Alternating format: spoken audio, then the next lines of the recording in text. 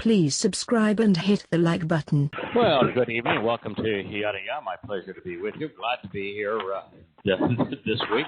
Last week, I got food poisoning, a bad batch of ceviche, and I passed out. I went completely down for the count. It took me until middle of the following day before I knew what side was up or even cared what side was up. So, sorry, I apologize to you. I also have to apologize both to you, Kirk, and to JB. I am in an irascible mood. I will probably be in an irascible mood for a better part of the next month or so. I am one chapter into the second volume of Questioning Paul. Questioning Paul will be 4 volumes before it is done. I have completed the rewrite of Volume 1. It will soon finish the editing process at Jackie's Magic, and it'll be available at Amazon. But it is torture to go back in and have to reread all of that and deal with that scout. He was a real skunk. I mean, it is just astonishing that a person that was this big a nincompoop. He was psychotic. He was delusional. He was likely a psychopath. He was clearly a narcissist. That someone that might have even had schizophrenia, that was that overall kind of off the charts insane, became the father of the largest religion in human history. It's almost amazing that Yahweh took the time to warn us against Shaul, and there's so many scores upon scores of prophecies that condemn Shaul. And it is pretty amazing that Yahweh took the time to warn us against it. And JB, it's good to have you here, but my friend, you do have to turn off the mic when you're typing on your keyboard, because it is exceedingly loud. But sorry about that. But good to have you here. It's music to my ears, because I know that you're here when I hear the keyboard. You could probably also get a quieter keyboard. That would be another opportunity. Yeah, I keep meaning to go to the store and do that, and I just keep forgetting when I'm at the store. Yeah, I know. It's anyway. I wanted to start with something that we can agree to disagree on, but I want to start by talking about what happened. I think it was Wednesday night of this week when a Trump rally, where Trump was bemoaning his stolen election, that he inspired those that were around him to march on the Capitol. Now, he didn't tell them to plot an insurrection. He didn't tell them to go be militant, but he did encourage them to march on the Capitol, and they did so. And I did watch probably 5 hours of video of what occurred in real time. And it was my assessment from what I saw is that somewhere around 99% of those who did march on the Capitol were very low-key. Most of them were seasoned citizens. They were plumpsters, clearly out of shape. They had one hand holding up a Trump banner and the other hand taking selfies of themselves. They were about as threatening as a declawed pudding cap. I mean, they had nothing going for them, and they just were meandering, saying, "Hey, wow, we're in Washington D.C. And let's walk up to the Capitol." Now, there were some, because the Trumpites are filled with conspiratorial nutcases. Q was being represented. The Proud Boys were being represented. There were neo-Nazis in the crowd carrying their stars at bars. There was even a guy wearing Auschwitz, the "Work Will Set You Free" shirts. It was quite an interesting crowd. And those that climbed into the U.S. Capitol, you do have to say that there's something seriously wrong with the U.S. government that has 10,000 rules on building codes, and yet the windows of the U.S. Capitol were knocked out with a piece of plastic.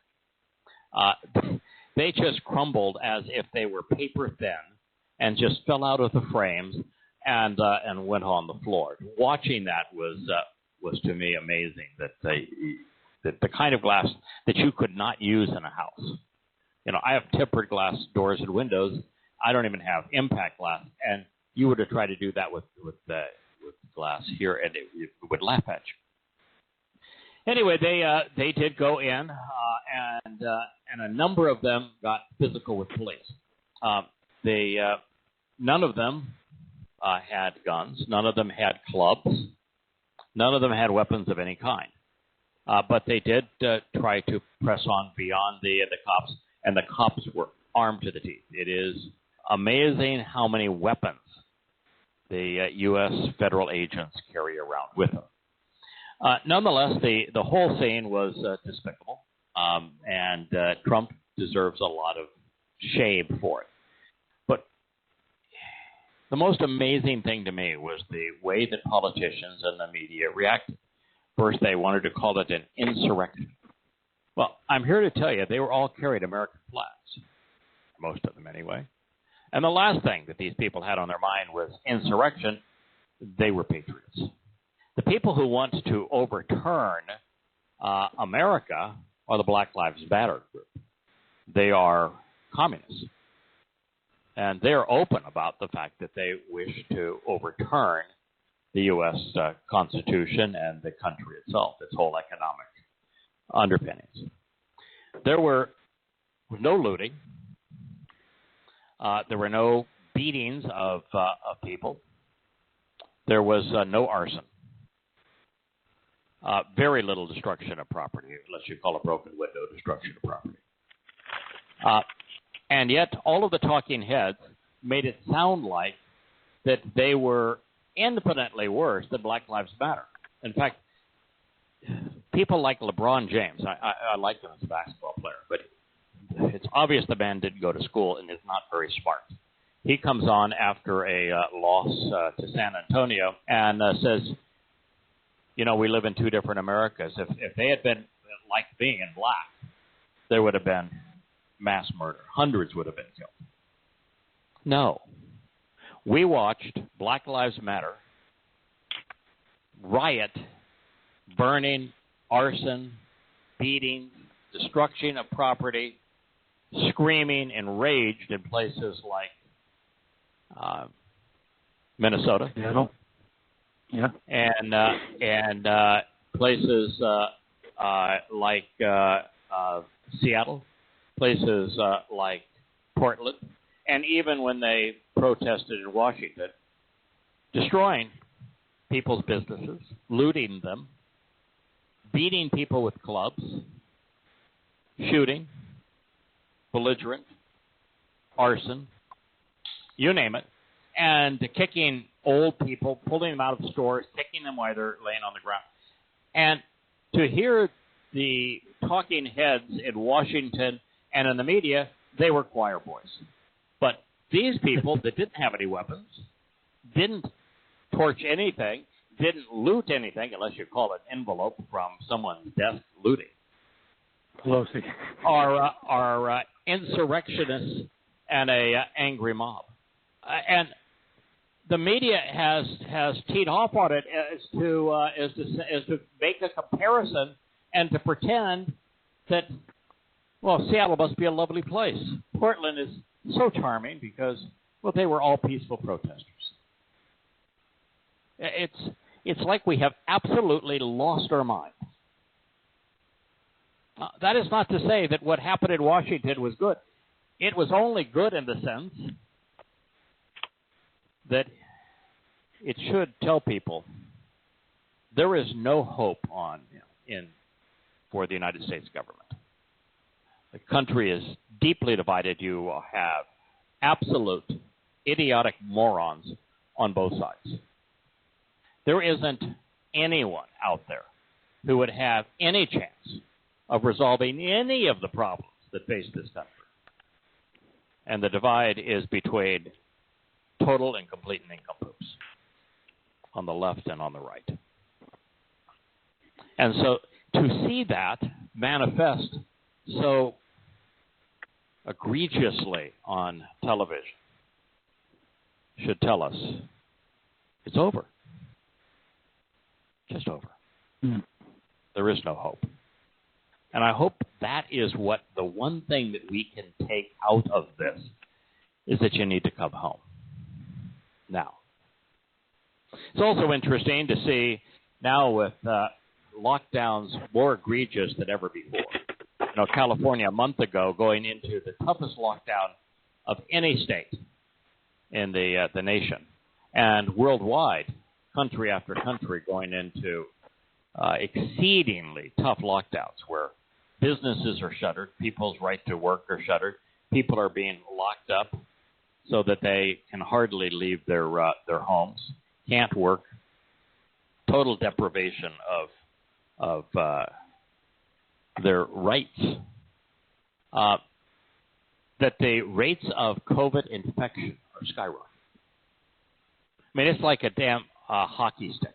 It was, it went up and then it spiked and then it went down a little bit, and currently the spike is damn near straight up. The definition of insanity is doing the same thing and expecting a different result. It doesn't work. Why are we destroying our economy, destroying liberty, destroying the work ethic of people to make a bad situation worse? Well, that people would say, because the emergency rooms are to capacity. Well, that's because you were so stupid, you took people who were infected with this virus into a place where people are really sick. Why would you do that, something that's stupid? Why didn't you read the Torah, for crying out loud? The Torah says, don't keep them in your cities. Take them outside. Quarantine them. Build a beautiful facility for them. We've had over a year. Build quarantine hospitals. Take the sick people such that they don't infect other sick people. It isn't that hard. And let everybody else work. Crying out loud, is just stupid what we have done. Oh, and then you get old Fauci, and he says, I just made up that 70% number, saying that herd immunity would require 70% of the population contracting COVID. And I said, but the numbers came out and said, well, in fact, I think he said 80%. He said, when the numbers came out and said, it's much lower than that. I figured I could fudge it and no one would matter, and it would be good for people to see it that way. Deliberately lying. I don't know what to say. Now, there is, for those listening or wondering, they now have a number of vaccines. We've talked a little bit about the fact that it's a messenger RNA vaccine. It's unproven. It's something that never has been used in all of human history. Now, that's not that big a deal in the sense that there's a lot of things that are new in the human experience. And clearly vaccines have been probably the greatest advancement in modern medicine and humanity in terms of saving and protecting lives. So vaccines have been a tremendous benefit. It's one of the reasons why I just laugh at the conspiratorial nutcases that are so convinced that the COVID is fake. There is no such thing as COVID, and they created it so they can vaccinate us, and the whole purpose of the vaccine is to control us. No. Pardon? So it's a real thing. No, I'm telling you, COVID is real. Its mortality rate probably isn't just individual mortality rate, apart from people who are dying of other diseases that they die with COVID because of the other diseases. The mortality rate is probably a little greater than the flu. it does have a greater RO effect than which is its tendency to be contagious than the flu. But it is a real virus, and it is contagious. And some people that get it have long-term negative effects. Most people that get it are asymptomatic. But the fact is that we need a vaccine for it. And I can guarantee you the U.S. government and the world is not trying to fake the vaccine. These nutcases go far as to say that the celebrities and politicians are all in on it, and their injections are all with retractable needles. And they're really not getting the vaccine. There's a reason that Yahowah told us, don't be conspiratorial, because it makes you sound like an absolute, unmitigated idiot. Speaking of idiots, the Democrats want to impeach Trump a second time, this time for insurrection. Now, the fact is they have a Democrat-controlled Congress, so they will likely get their impeachment, and they will tell each other how wonderful they are for saving the democracy as a result of that. The Senate, of course, is not going to approve it, and he's out in a week. So why are they just trying to stir people up? It's like the left is rabid with their anti-Trump hatred. I was talking with my son a couple of nights ago, and we were talking during the riots. He called me the march on the Capitol. And, what we talked about was that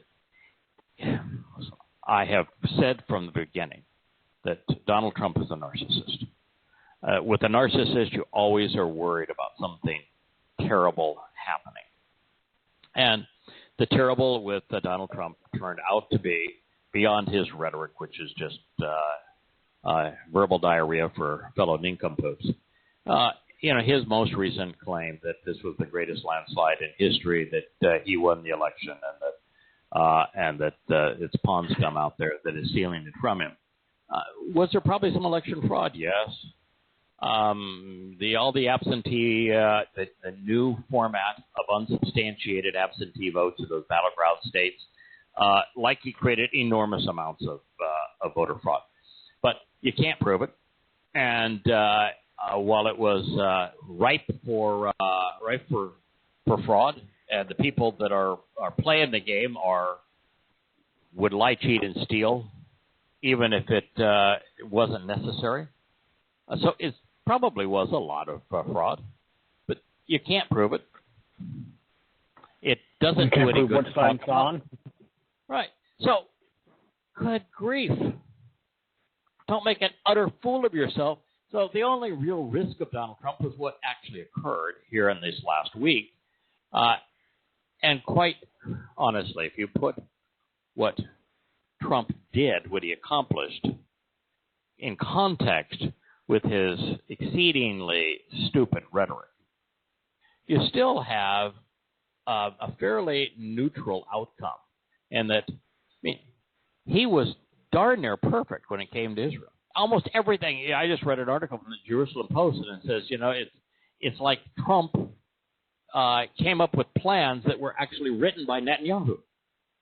He was just, if you took Israel's, this is what we would like, but we know we're not going to get any of it, and they got all of it. It's just astounding. And his animosity towards China was warranted. His support of Brexit for England was warranted. His making trade such that the United States isn't an absolute doormat and patsy was warranted. His animosity towards the lawlessness and the anarchy that exists in places like Portland and Seattle and San Francisco, it's warranted. His more free approach to let's fight this virus by doing the right things, but not depriving people of their liberty and of their livelihoods. It was right. So we ought to look at things in context, and this phobia against Trump is misplaced. other than his rhetoric. And in the last week, I will agree, he has the narcissist in Trump came out.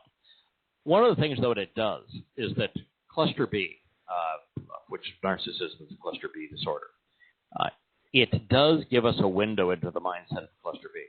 When Trump says that the election was stolen from him, he actually believes it. He actually believes it. And that's just the nature of a cluster B. They are delusional. They will make up their own set of facts, and then they determine whether somebody is worthy or scum totally based upon whether or not they concur with their delusions. And, of course, he will even go after the most loyal of allies. You couldn't have had a more loyal vice president than he had, and now he's locking him out of the White House. It truly gives us a lot of insight as to how unreliable humans are, and how destructive our country has become. Just like a little window into that, yesterday the news came out that the U.S. government decided to fine Boeing $2.5 billion for the texts and the emails that said that they weren't being wholly forthright with the FAA and the differences between the 737 previous versions and the Neo, the Max, I think is what they call it. And you say, okay, wait a minute. So you shut down the country. You make it impossible, essentially, for people to travel. The airlines are losing billions. They lost over 1,000 orders for 737s. They're on fumes as a company trying to survive all of this in the midst of the shutdown of the economy. And you think that maybe the right thing to do is let's take another $2 billion from it. That'll fix it. That's like New York saying, boy, we need doctors. Please, God, you just need doctors to save with people. And then sending them a tax bill. Huge tax bills for having drawn wages while they were in New York trying to save New Yorkers, after they should be taxed twice, with New York taking their fair share. It's totally and completely insane. And it's one thing that's interesting in the media, because the media is exceedingly liberal.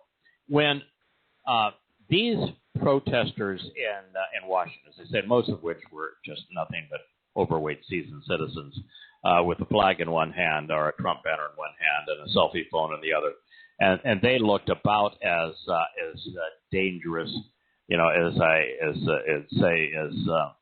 as a balloon in a breeze. But they went and marched on what they thought was the problem: government. So they were trying to say, we think that government is the problem, and they wanted to hold their Trump banners and their Q banners and their whatever it was over the U.S. Capitol so they could express, this is our view, and, na. What did the Black Lives Matter protesters go after? They went after stuff. Businesses. All businesses. Everything that they can get their hands on. Businesses. They torched them, they looted them, and they actually told those looters, it's fine. You're entitled to it. Consider it reparations. And I will tell you that while I am not a fan of the election was stolen, I don't know the degree of election fraud, but I do know that with the hundreds of millions of dollars Trump has brought in since the election, that if he could hire somebody, could hire an army of people to do an investigation, and none of them came up with any evidence of it, and the best he could do is commit a crime, begging the Secretary of State of Georgia to manufacture votes for him, which clearly is a crime. And if you listen to it, it's really pathetic. Then it didn't exist to the degree that Trump claims because he has no proof of it. Now, I did listen to the congressional hearings, and I think there is considerable evidence of it, but not to the degree that he is claiming. But at least it isn't totally hypocritical for them to protest this election. I think that the absentee ballots, the way that they allowed them to be mailed in without substantiation, gives them some modicum of credibility. Black Lives Matter is completely and totally hypocritical. It has zero credibility. In fact, it's the antithesis of credibility because of the fact that 93% of the time that a black is murdered, it's by another black. Mm-hmm. And if there's an interracial murder, it is almost always blacks killing whites, not whites killing blacks. The opposite of what they claim is true. I wanted to ask you and JB a couple of questions, if I may. Sure. I was having trouble asking myself what all these people so mad about. The federal government really doesn't do that much to us individually. I'm more worried about the tax base, what they do in Texas and Sacramento than I am in Washington. But this is for black people. There are more black millionaires in this country than close to anywhere in the country and anywhere in the world forever. I mean, this is just unbelievable opportunities here. In the last two elections, a higher percentage of blacks voted for Trump than had voted outside of the Democratic ranks in history. Because so many black families were helped when you're no longer telling them that you're oppressed and you have no hope and you've got to let us manipulate you, and you actually create economic opportunity, black businesses thrived. And so there was a very significant percentage of blacks that actually voted for Trump. Now, you won't hear that reported. And the Georgia senatorial runoff, that was not the case. What turned that is that blacks again were herded by Democrats and hoodwinked into believing that they were better off with those who actually treat them in a manner that is racist. Most conservatives who want less government do not try to divide people by race, but the Democrats, being exceedingly liberal, want to control people by race. Yeah. So So I have no idea why there would be a backlash by blacks at the government. They are taxed disproportionately little. They receive disproportionately more, almost 4 times more per capita in federal support. There are all manner of affirmative actions programs. Small business loans are specifically designed to favor minorities. They get it every which way as a benefit. So I don't know what the complaint is either. So why is the protest not, instead of going to Washington from my side against your side, why isn't it to reduce the power and the taxes and the military of the U.S. government and going back to state and local government to control more things? I mean, why does no one get that picture? Yeah, state and local governments should be the primary source of taxation. They should run the schools, they should run it like they're supposed to. Everything. And the federal government should do very little. And of course, we were never designed to do that much. Right. Yeah. And we shouldn't we should not have an established military. It should be eliminated. We'd be a safer, more vibrant country if we had no military, if all of that was positive economics as opposed to death and destruction. We'd be much better off if we weren't spending hundreds of millions of dollars spying on ourselves and the world. We would be better if we actually worked on our roads and infrastructure and electric grid and empowered private schools, which actually have to compete to survive. If we taxed business less because we want more of it, Those would all be exceedingly positive things that we could do. And unfortunately, we now have a left of left government. They have control of both houses and the White House. And so as a result, we will go in the direction of socialism and towards communism and become less and less viable and effective. Ultimately, it all collapses, and it's going to collapse sooner rather than later. So last question. I have one little short question. Mm-hmm. Obviously, everybody's out there blaming somebody for their troubles, and which I'm having a hard time because in the midst of all this, you could still, other than the COVID thing, we were in pretty good shape as far as opportunity and everything. But how long do we have before the terrorist acts start? Do you think? I mean, we're just about at anarchy now. And the next blow will be Islamic terrorism. Well, we have anarchy in places like San Francisco, Portland, Seattle. The most liberal of our cities have become homes for anarchy. Washington, D.C. is no longer a safe city. When the Black Lives Matter were going through Washington, the very politicians that were able to go back into the Capitol and have their vote that same night were harassed to the point they thought they were going to lose their lives by angry crowds during the Black Lives Matter. So we do have anarchy in many places.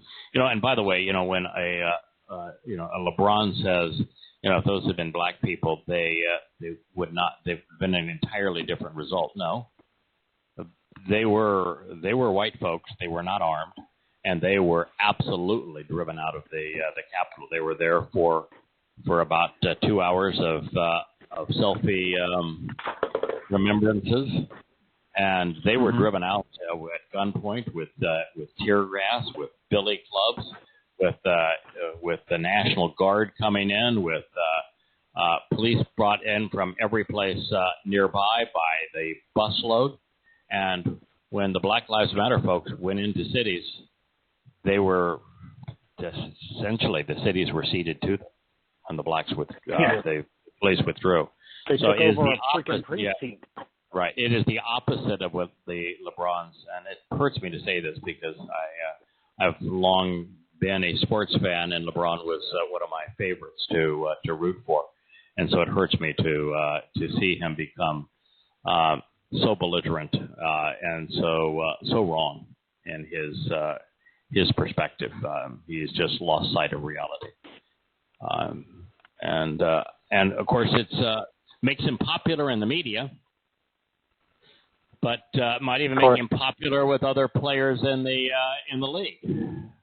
Might even make him popular with liberals across the country. But being popular and being right are very different things, and we just have so few people that are right. The appropriate thing to do is to view everything in context and to condemn all forms of politics, all forms of conspiracy. Everybody wants to blame somebody else because their own lives are miserable. Well, their own lives are miserable for lots of reasons.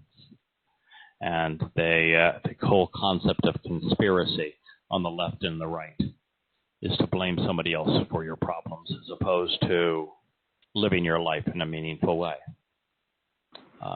I announced before we began this show today that, or as we began it, that please pardon me, I'm dealing with Paul for the next month or so, and that's enough to make you a little bit irritable. I can tell you it makes Yahowah really irritable, and he's got much thicker skin than I have. So it does make me nauseous to see people such that they cannot think, and they just want to blame somebody for everything. And now, I'm going to tell you, apart from having to expose and condemn Paul again, I love life. I just wake up every morning and see the sky and the sea and feel the breeze and look at the long light as it tickles the tops of the trees and the masts of the boats, and then glistens on the ocean and turns the sky all manner of different colors. Oh, I just look at it and say, what a wonderful world, what a wonderful life. And then to go in and have the opportunity to translate and to share Yahweh's word. It is a very fulfilling life. And that life is available to all of us. Behold, a time is coming. Yahweh reveals well in advance of it occurring, when I will enter into and cut with the family of Yisrael and the family of Yehudah a restored and renewed covenant. First, can you tell me any place in the God-forsaken Christian New Testament where Yahweh speaks in first person? Not once, not ever. Not once, not ever. That would be my guess, yeah. So, yeah, if you want the difference between, I guess there is one recorded. That's my beloved son, and I'm very proud of him. He went in the water. Yeah, he went in the water and got dunked. Oh, I'm so proud. No, that whole episode is absolutely a farce, folks. Yeah, didn't happen. No. And if you're saying that it was then that the Spirit came upon him, then what in the hell was everything else you said? What in the hell was he for those first 30 years? How in the world can you have, God is born to us on Christmas Day. We're celebrating the birth of God. And the Spirit didn't come on him until he was 30? And the Spirit comes on him in the shape of a dove? A bird? I mean, come on. Well, that is. They didn't think this one through very well. I didn't think this one through. Yeah, and of course it ends with their God dying and then the Passover lamb being resurrected. Somebody didn't read the front of the book. Somebody didn't read. No. I'm back. Oh, come on, folks. Behold, the time is coming. Yahweh reveals. Yahweh should have some credibility. Yahweh, God's one and only name. He uses it 7,000 times in his Torah, prophets, and Psalms. He ought to have some credibility, and yet the Christians would rather believe Paul, who is clearly insane. And he makes it easy. All I have to do is believe. Oh, that's right. Believe.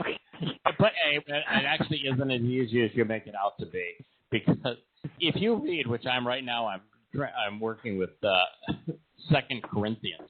If you read 2 Corinthians, to believe that was divinely inspired, you have to believe that God is an absolute being.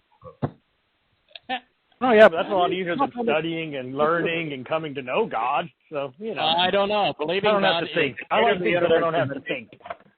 Yeah, but JB, believing that the creator of the universe inspired 2 Corinthians. Oh, I know. That takes faith way beyond anything that I can possibly imagine. So, I got to give him credit. I've never been capable of faith to begin with, so. No, nor me. And faith and stupidity is stupid. So here is Yahweh. He has a lot of credibility. Countless prophecies that have been fulfilled, as he said, a creation account that is precisely accurate, a story of talking the talk and walking the walk. Yahweh reveals, well in advance of it occurring, when I will enter into and cut, karat, with the family of Yisrael and the family of Yehudah, which means, Christian, your foundation is rubbish. There cannot be a replacement for Yisrael and Yehudah if Yahweh's final act is to restore his relationship with Yisrael and Yehudah, Israel and Judah. It is impossible. You were fed a lie. The church did not replace Israel. And if the church didn't replace Israel, it has no reason to exist. And what is Yahweh going to do? He is going to restore and renew his covenant, which means there can't be a new one. Because his last and final act is not to confirm a new covenant.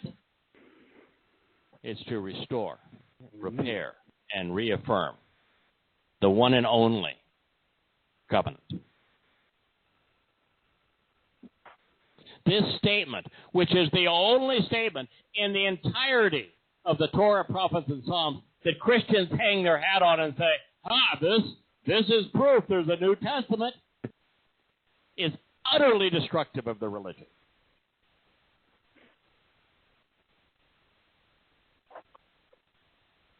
You have to do the typical religious thing and take a bunch of different parts of it out of context, present it, and then prove your point. If you don't look at it in context, it confirms Christianity perfectly. All you have to do is remove Yahweh's name. Then remove the fact that this is a prophecy, which he gets all of them right. And then remove the fact that he specifically says that it's going to be with Israel. And then you have to remove Yahudah as well. Then you have to mistranslate Kodesh as new as opposed to renewed. And then you have to take it completely out of context because you can't have any of what follows be considered, because if you do, it undermines everything you just did. So sounds like the basic way Christians study Scripture. There you go. It will be somewhat different from the covenant, which to be reveal the way to the relationship I entered into and cut with their fathers. On the day I firmly took them by the hand with inspiring intent, overpowering the situation to bring them out of the realm of the crucibles of Egypt. Relationally, they broke my covenant. Although for a time I acted, and you have a choice here, as a husband or as a lord with them. Yahweh reveals through his prophet. Let's go through this because there's some really interesting insights as to how this reaffirmation of the covenant is going to be different than what Yahweh established previously. So what he's saying is, to reveal the way to the relationship, when I entered into the relationship with their fathers, there was a moment in time where I had to firmly take them by the hand with inspiring intent and overpower the situation. Do you think Yahweh likes to do that? No. Absolutely Against his nature, actually. Yeah. Yeah, I showed an intense resolve and was inflexible in my influence over them, overpowering them. He knew that as bad as it was in Egypt, short window, that they were not going to leave. No. They were afraid. They were petrified. They were paralyzed. They were not going to leave. The Egyptians weren't going to release them, and they didn't have the courage, the character, the fortitude to leave. But God knew, if I don't get them out of there, then I'm not honoring the promise I made to Abraham. If I don't get them out of there, then the entire purpose, which is to reveal the Torah and to show that my purpose with man is to free man from human oppression. I want to free humankind from government, from religion. No, you don't come to me from religion. My goal is to free you, to liberate you from religion. Government's not the solution. I want to liberate, to deliver you from government,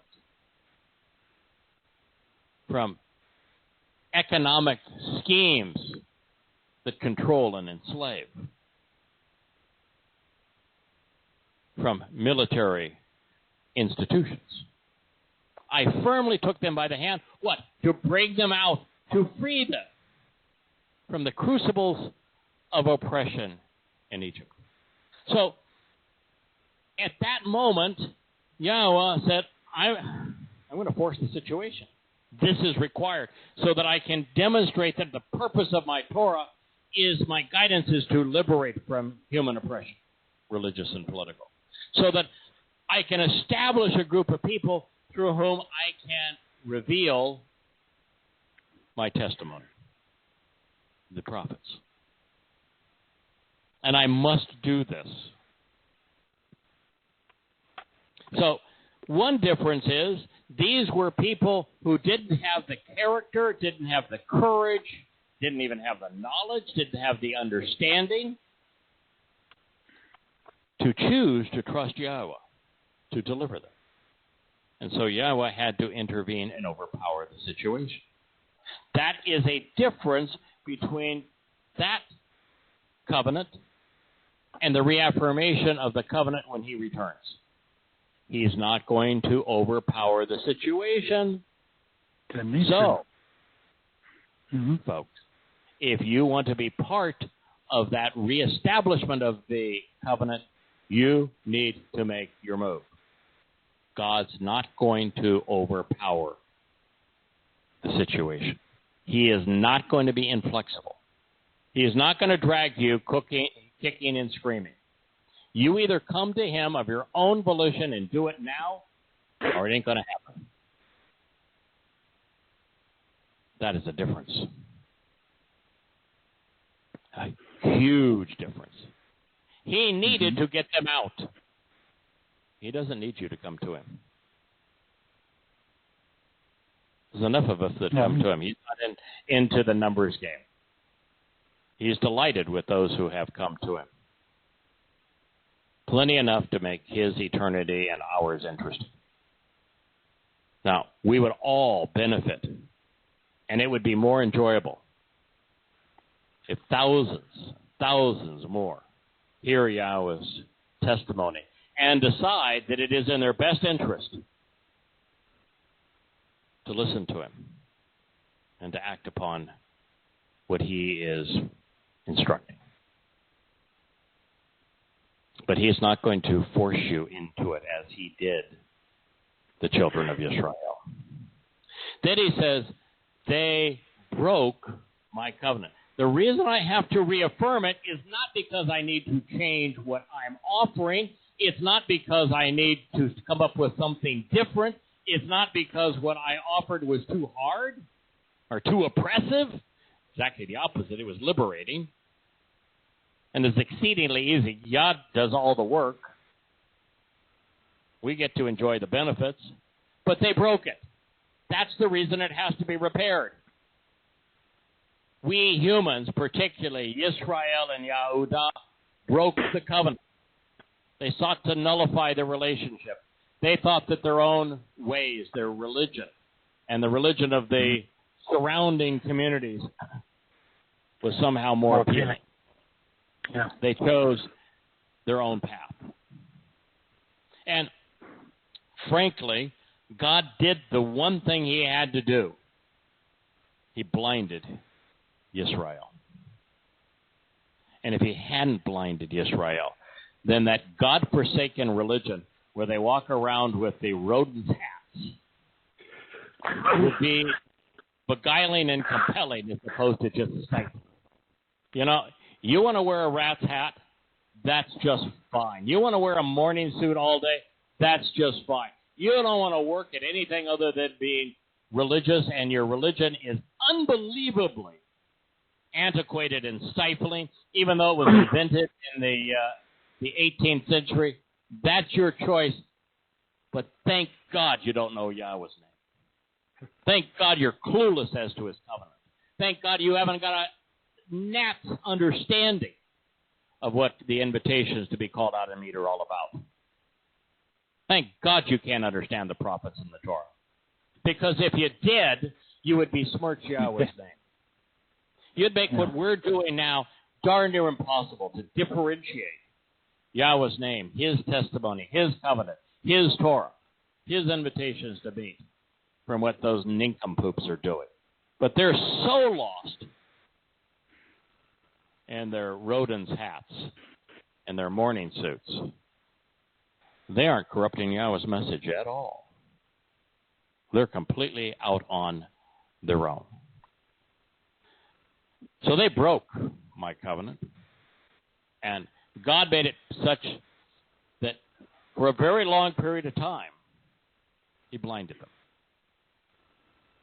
Created a wonderful opportunity for us. It's the best job in the world to be able to enthusiastically reveal Yahweh's testimony. And to do it for the people who, for the first time, are beginning to see. For the first time, have ears to hear. And are coming home to Yah. Relationally, they broke my covenant, so He has to repair it. Although for a time, this is in the perfect, called perfect, I acted with them. This is Wa Anoki Baal Hahem. There was a period of time that Yahweh acted as if He was the boss. He really did. He had to. He spoke from the top of the mountain. He said, I'm going to feed you. Bosses do that.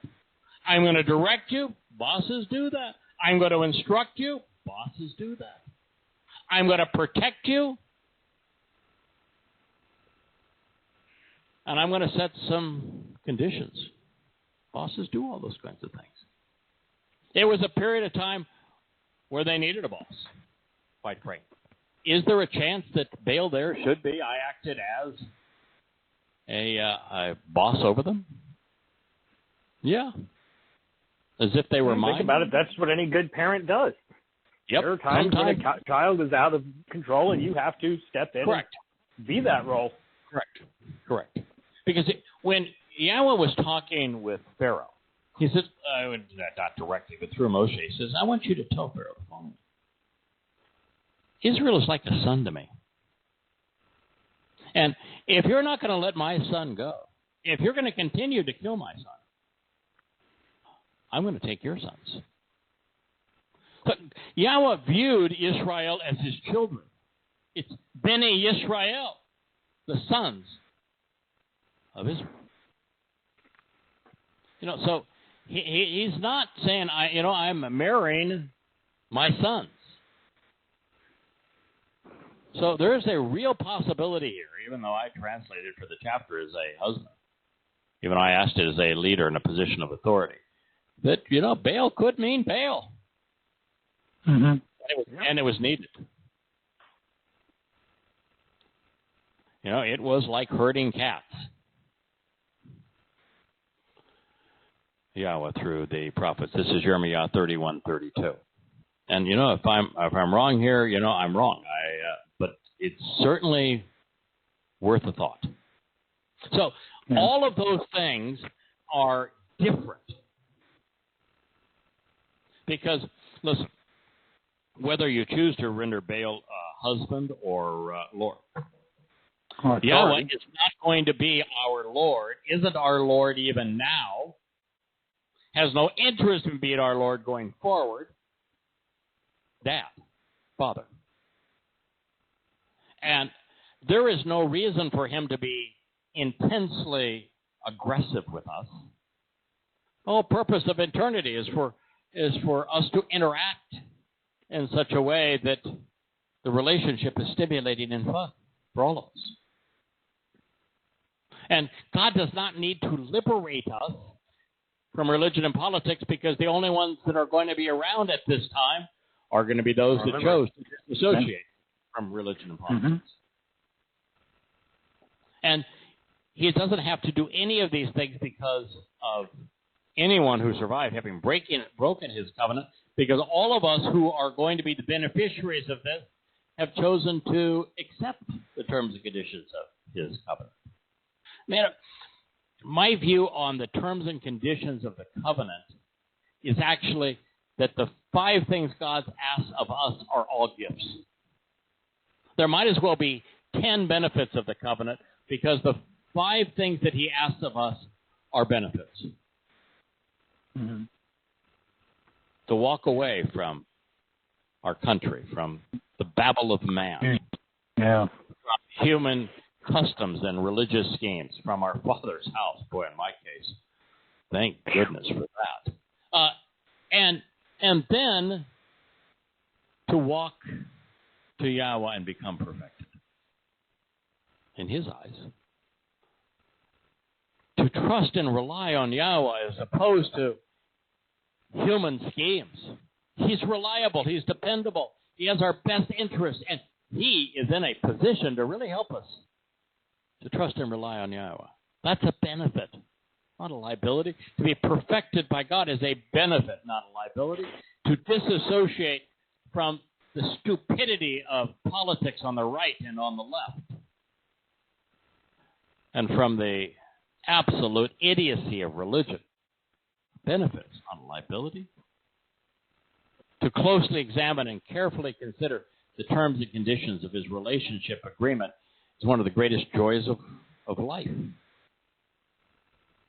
And to be circumcised, to say, I understand the sign of the covenant, and I want to be cut into this covenant. I want to please my Father,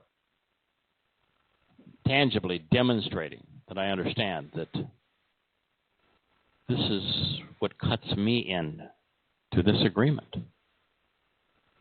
They're all benefits.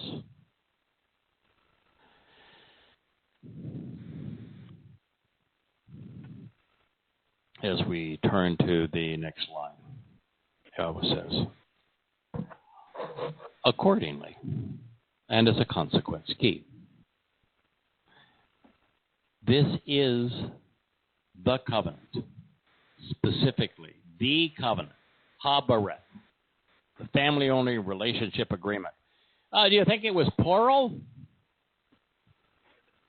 Did he proceed it by saying, only one. This is a new covenant? Definite article. Yeah, Habaret. Zoth, specifically. Key, indeed. Which, to enjoy the benefits of the relationship, Asher, I will cut. I will create through separation and establishing. Called imperfect, with ongoing benefits. With the house of Yisrael, much later, after those days. Now, it doesn't mention right here Yehudah. You know why? Yes. Why? Why didn't he mention Yehudah? Why did he yell? Why did he say with Yisrael and Yehudah in the preamble, and he's now saying just the house of Yisrael? Yeah, it's the same way Doe. He put them all together for a reason. Right. They're all one. Yehudah is one of the 12 tribes of Israel. It's the most special of the 12, but now it's integrated into Israel. The first thing he says, I'm going to reunite, restore the relationship between Israel and Yehudah, and then restore that relationship with myself. And so Israel was exclusive in the first statement and inclusive now in this statement. It's the home of those who engage and endure with God. Much later after those days, prophetically declares Yahweh. So, much later, out of something that happened 3,500 years ago, I would say this would qualify as much later.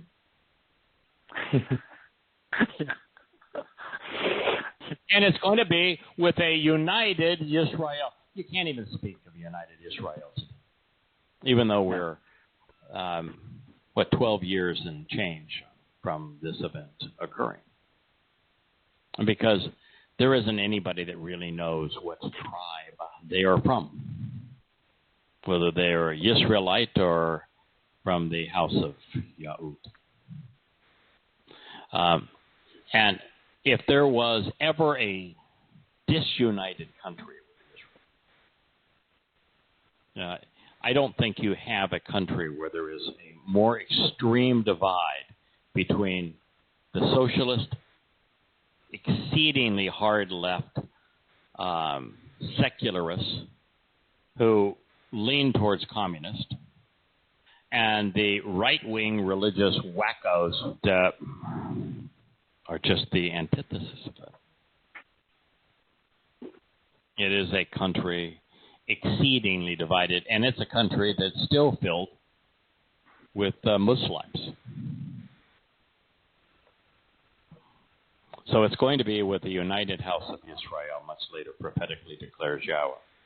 And he says here now, I will provide, Nathan, gift. I'm going to literally give, produce, offer, bestow accordingly. The gift, what is the gift he's going to give?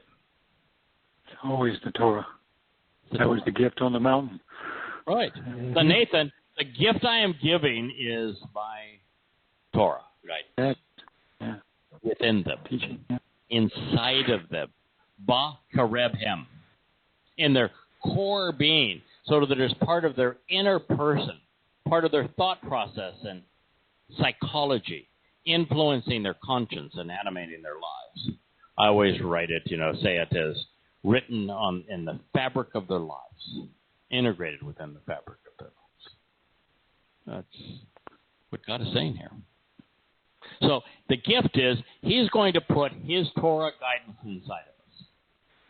Okay there, numbskull Christians. How can you have a goddamn New Testament that condemns the Torah if the solution that God is putting in place upon his return, wholesale integration of the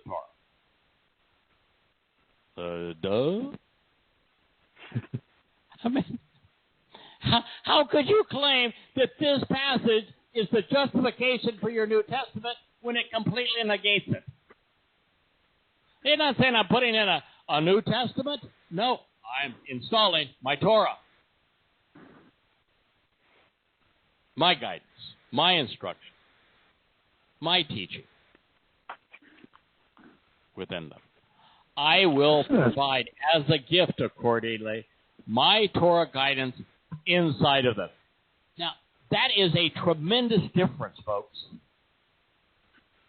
from what we're doing now. Yeah, but what even existed is what he said is going to be different than the one that was in place when he took the children of Israel out of human oppression in Egypt. Why? Then he revealed his Torah on a document that Moshe scribed. Correct?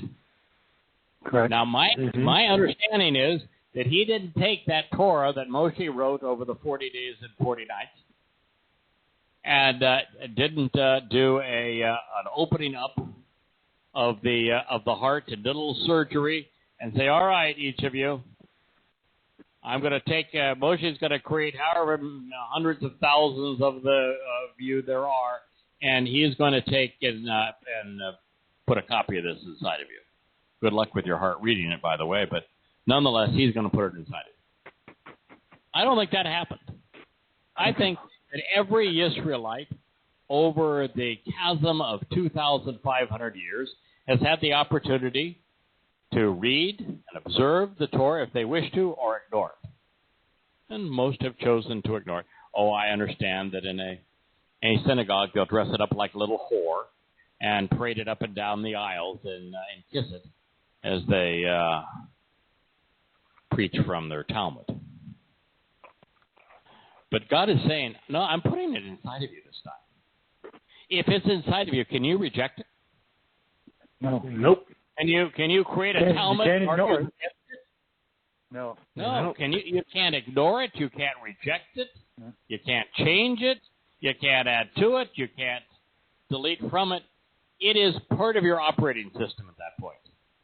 Now, for God to do that and not be forceful, as he was back then, the only way that God can do that is if it is a gift that we willingly accept. Mm-hmm. We all have to say, yeah, I want free will. Yeah. Yes. Sign me up. Sign me up. I want that. I'd accept that yesterday, today, and tomorrow. I want Can't that. have it, no. Yeah. But, I have a quick question. Sure. How does he do that? There's two types of people at the end of between what goes on Yom Kippurim, and then when he returns on Sukkot, there are people that are light beings. That's us. I assume that we would already have that done to us. Those that were rescued, harvested. Now these people, they're still human beings. They've just accepted Yah's terms and conditions. What does he do? I mean, is it something like? I only speculated one thing because I've been talking with a friend of ours about this, and the only thing I can come up with, when Moshe goes up the hill, up the mountain, and he comes back all aglow because he's in close proximity to it. Kirk, were you taught how to breathe? No. Were you taught how to digest food? No, sir. No. Okay, that's simple. Okay. So, yeah, in fact, you probably learned how breathe, to blow it into us like the summer. Uh-huh. So, do you think that God would be capable of, since your instinct, and we've been doing this show now for an hour tonight, have you once thought about breathing? Only on the golf course. Okay. Is there any point tonight that you think about? I really need to process what my optic nerves are sending to my brain, so I can read and see.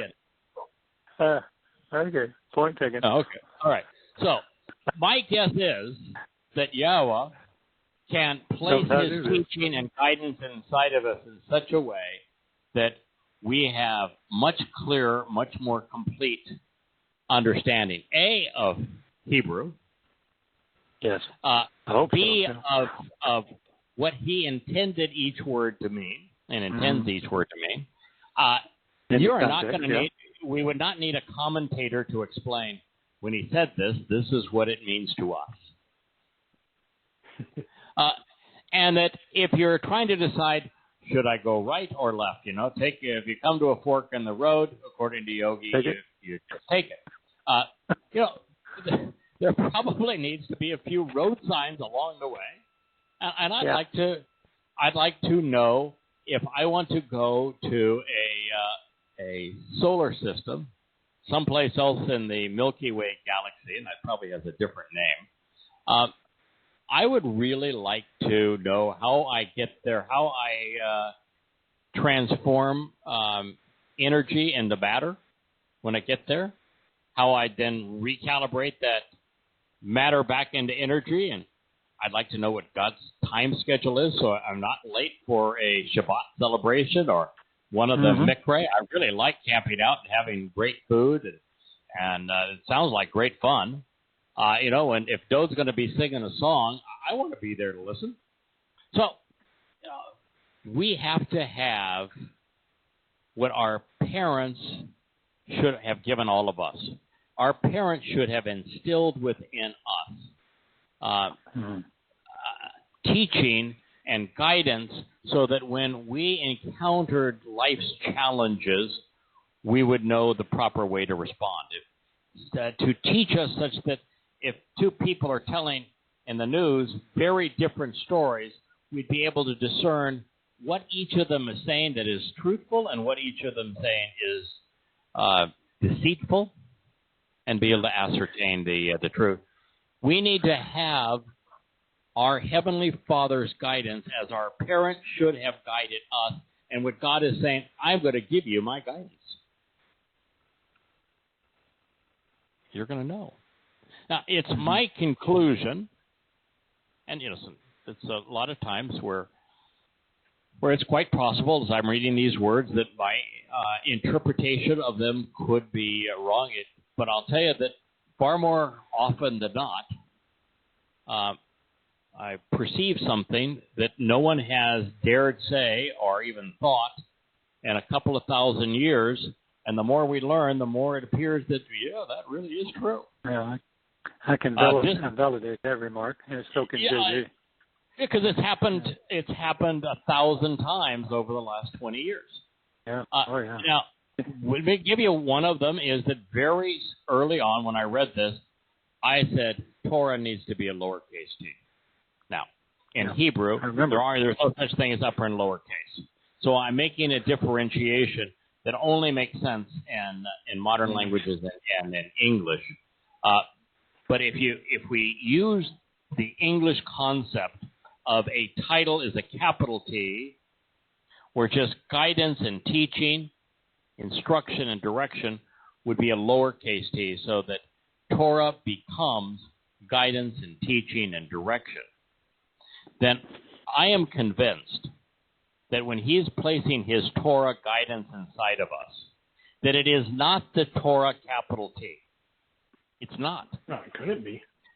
It can't be. It can't be Torah capital T. And there's a reason for that. And it has to be Torah lowercase t. Because if you read the Torah, well, the story of Adam and Chava, it's wonderful up to the point that Satan slithers into the garden, corrupts Yahweh's word, and she bites. Everything falls apart. Yeah, and then he blames her. Mm-hmm. And it all falls apart, and then she comes up with ridiculous names for her two boys, and one kills the other. Is there any part of that says, oh, boy, that was a really happy story. I'm really uplifted. It's a lesson to be learned that we can appreciate now, but we'll have no use for it. Right.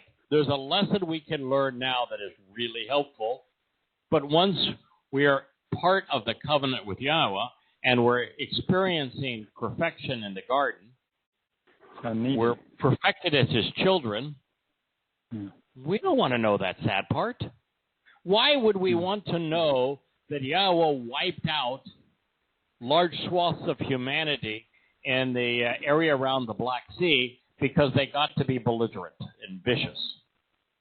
I don't want to know that part. No. Why do I want to know that Noah endured 40 days and 40 nights bobbing up and down in that boat?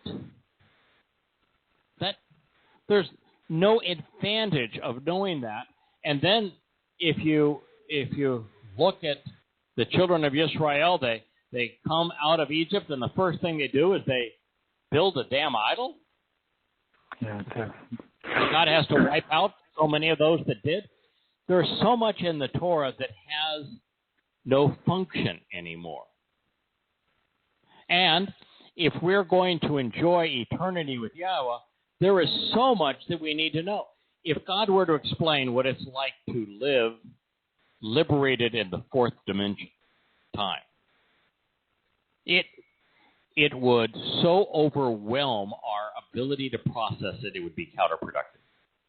But if God doesn't teach us how to capitalize in being in a fourth dimension where time is unlimited, because the absolute minimum number of dimensions for eternity to exist is 4. And so we have to be liberated in the fourth dimension.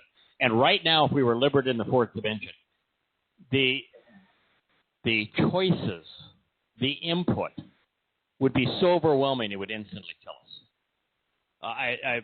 It's difficult to explain just how radically different 4 dimensions is from 3. Yeah.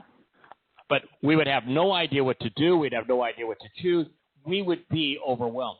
The brilliance of the light, the sounds of the experience, the choices associated with it would be paralyzing, deadly for us.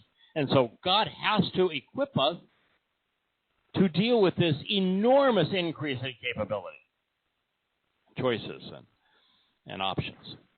And 4 dimensions isn't where he's taking us. He's taking us right through 4, through 5, through 6, into 7. That's going to require an enormous amount of guidance. Guidance that is now would be counterproductive for us to know. Guidance which there aren't words to express based upon our current capacity to process. That has to be given to us.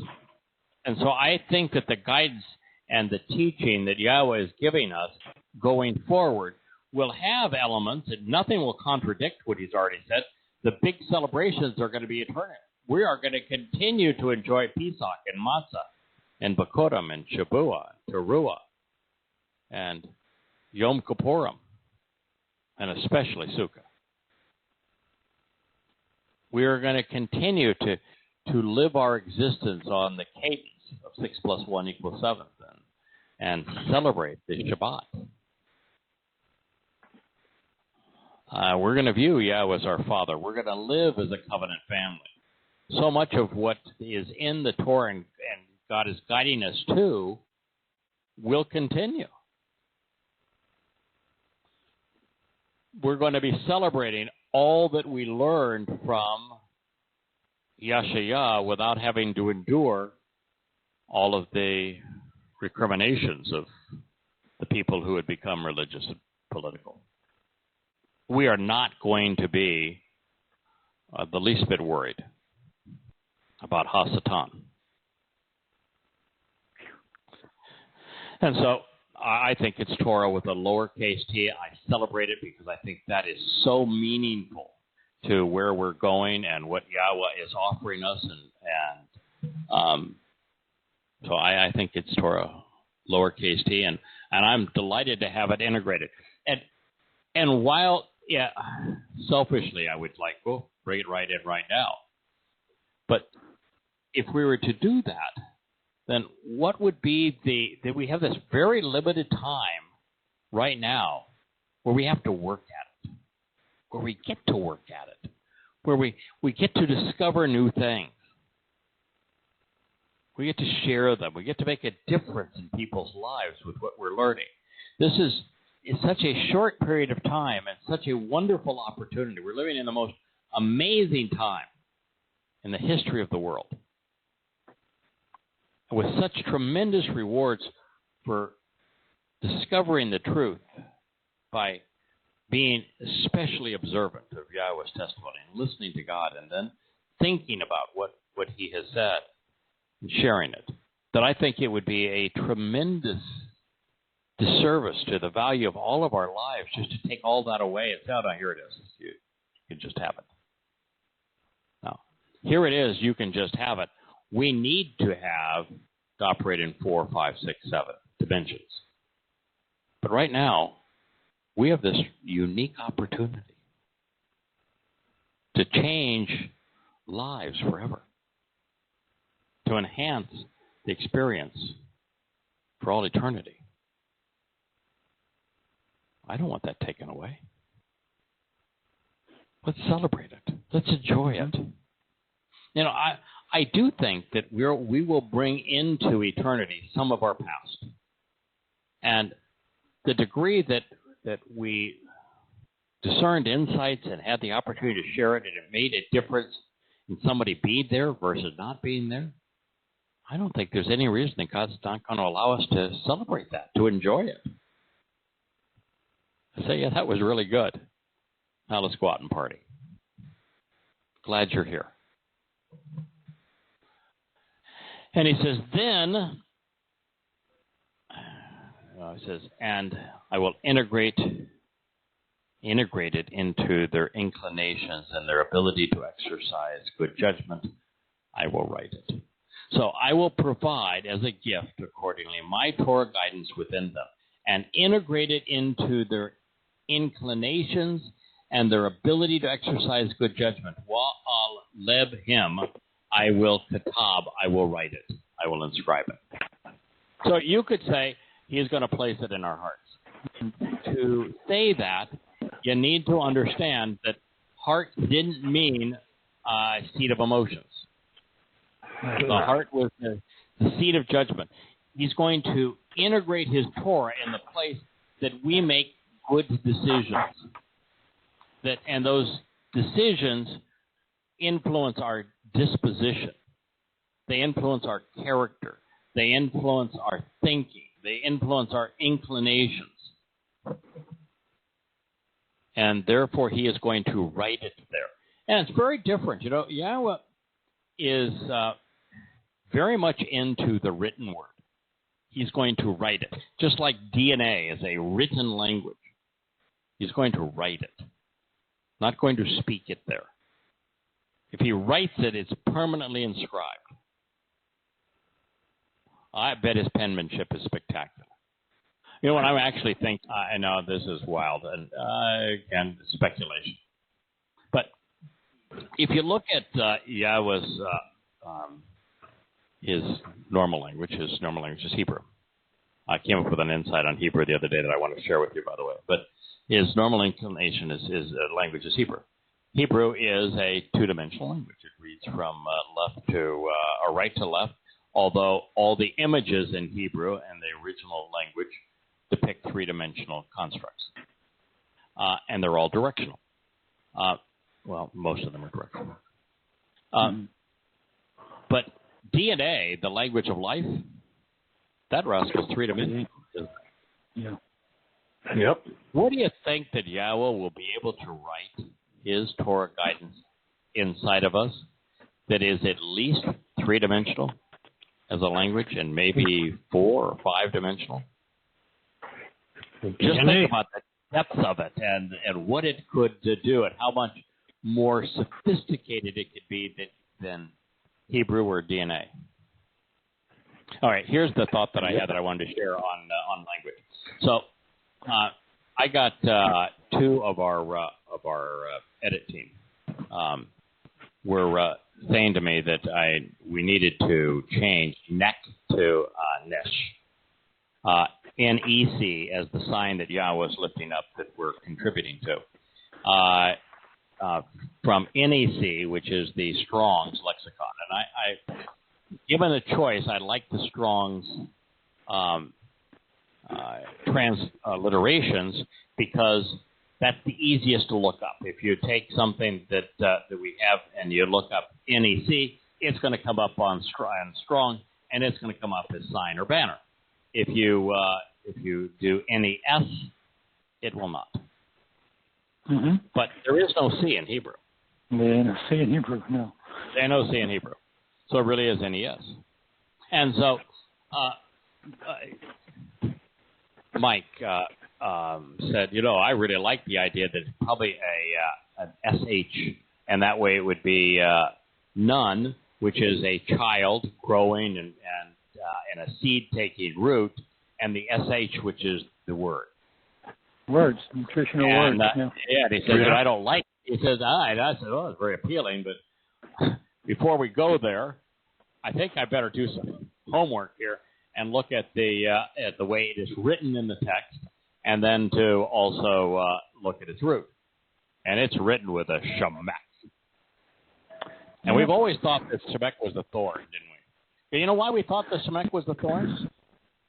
Because we were told it was the thorn by the one guy that originally came up with that's what these letters mean, and what we found out is that most of what he had to say about what the letters mean wasn't actually accurate. Like the first letter, he has it as an ox head, when it is clearly a ram's head. And all the meaning comes from a ram's head, not from an ox's head. So he was wrong. It's not a thorn. And so if you look at the basis of this in S, you see the root of it, the actual root is nesesh. None, shemek. Okay? Yes. So, and shemek means, guess what that means? It means to lift up, to raise. So this is what Yahweh is lifting up and raising. And so I looked at the letter again. I said, okay, it's not a child that is being born and is growing, and this is something that is taking root that is a thorn. I just looked at it and said, it's not a thorn. It's a sign. But you would think it was a thorn because it's leaning to the left. And so I looked at the letters.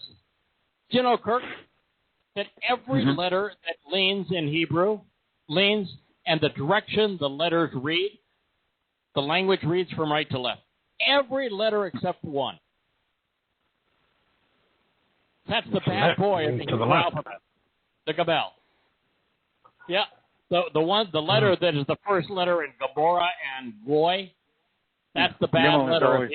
You don't want the Gimel is the letter. It's the bad letter, and guess it's the only one that reads from left to right. Everything else reads in the direction that we read Hebrew. And every other letter, Yahweh's hands reaching out to the left. The doorway into the home is on the left side of the home. That head of the ram is leading to the left. Right. See, even the rest, the head looking to the left. The shepherd's staff leaning down to the left. It's all to the left. Because that's the way the language reads. Which way is the sign leading? To the left. It's a sign with 3 letters of type on the sign that is telling you, go in the direction that Yahweh's words lead. If you want to be a child and his family, you want to be rooted into his word. It's a sign. That's what nish means. And so that was the beautiful thing about having a fact checker. Mike is the fact checker from heaven. I mean, every statement, a definition of a word, date, you name it. If I say it, he will do an investigation and either prove that it's right or wrong. Or if it's even when it's right, he will provide. Oh, by the way, here's a page of notes that you may want to add something to this because it even is more than what you originally said, and it is just terrific. And he is the one that brought this up, and what a thrill to find the truth. This is a language that does the very thing that I said was the single most important thing about being useful to you. You know, you don't have to be a great orator. God used Moshe. You don't have to be a perfect person. Yahweh used Dode. You don't even have to succeed in convincing a single person that Yahweh's right. He used Yeshayah, Isaiah. You know, there is no indication that Noah knew the stern from the bow of a boat, that he could navigate anywhere. In fact, he didn't have a rudder, so he wasn't chosen because he was a good navigator. Listen, I have said that Abraham was dumb as a stone, that he was not the sharpest tool of the shed. Well, it turns out Abraham is far worse than that. He was a bum. And yet Yahweh managed to cause him to be right and to establish his covenant agreement with a bum, which means he could probably do it with you and me. So, you know, the one thing that God needs of us is to be willing to go where his words lead. That's that dadgun shemek over there. It's telling you to go where the words lead. The words lean from right to left. Go right to left. Flow right along with his words. That's what he's telling us. That's what he's lifting up. The beauty of the original language. With the exception of the goy. Gimel. Which that foot's going the wrong direction. Everything else is going that way. That's the one thing that God needs of us if we're going to work with him. We have to be willing to go where the words lead. So here we are. We'll finish this one statement and we'll continue next week. So Yahweh said, and this is Yirmiyah 31:31. Accordingly, and as a consequence, this is the covenant to which we can enjoy the benefits of the relationship that I will cut with the house of Yisrael much later than these days, prophetically declares Yahweh. I will provide, Nathan, I will give accordingly my Torah guidance, my teaching and instructions, my directions within them, inside of them, in their very core, is part of their inner person, animating their lives, and integrate it into their inclinations and ability to exercise good judgment upon their preferences and disposition, their character and their thinking. I will write it, and then I will approach them as their God, and they shall be my family.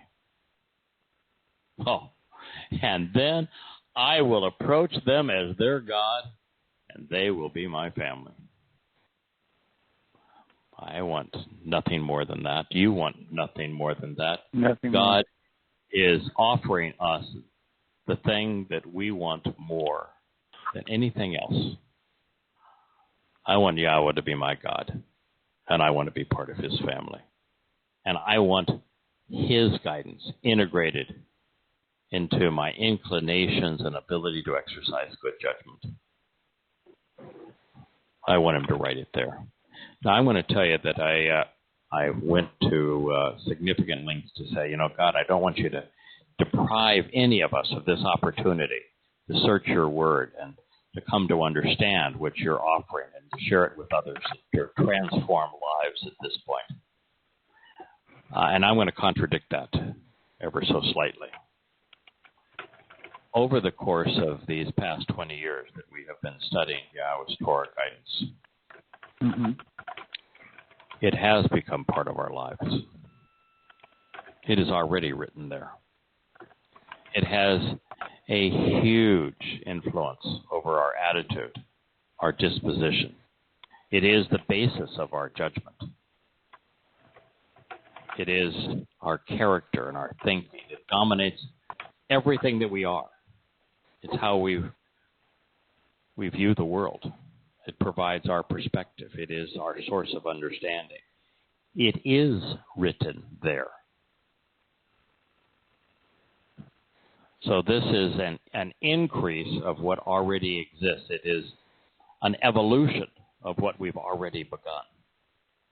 If you like it being integrated into your life, if you want it, if you enjoy having God's perspective, if you like being enlightened and enriched by his teaching, then you're going to love how he's going to expand all of this. As he's doing it, this isn't something new in the sense it's a continuation of what we already have, what we are gaining by doing this. This hour and a half that we've just spent, it's exactly what God is offering.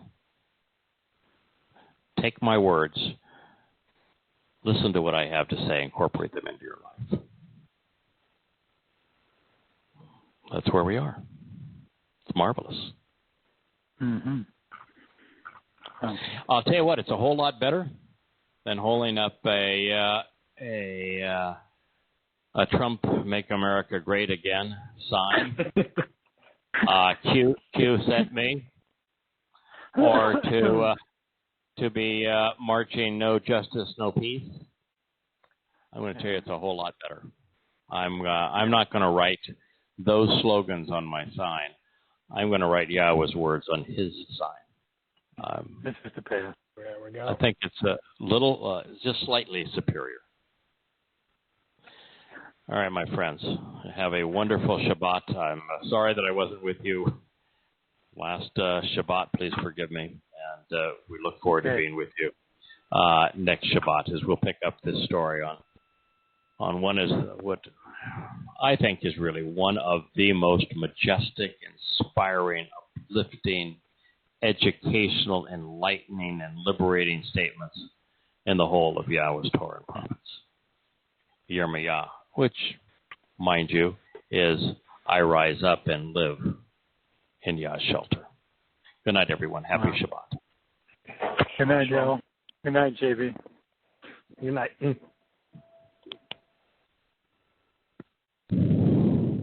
That was fun.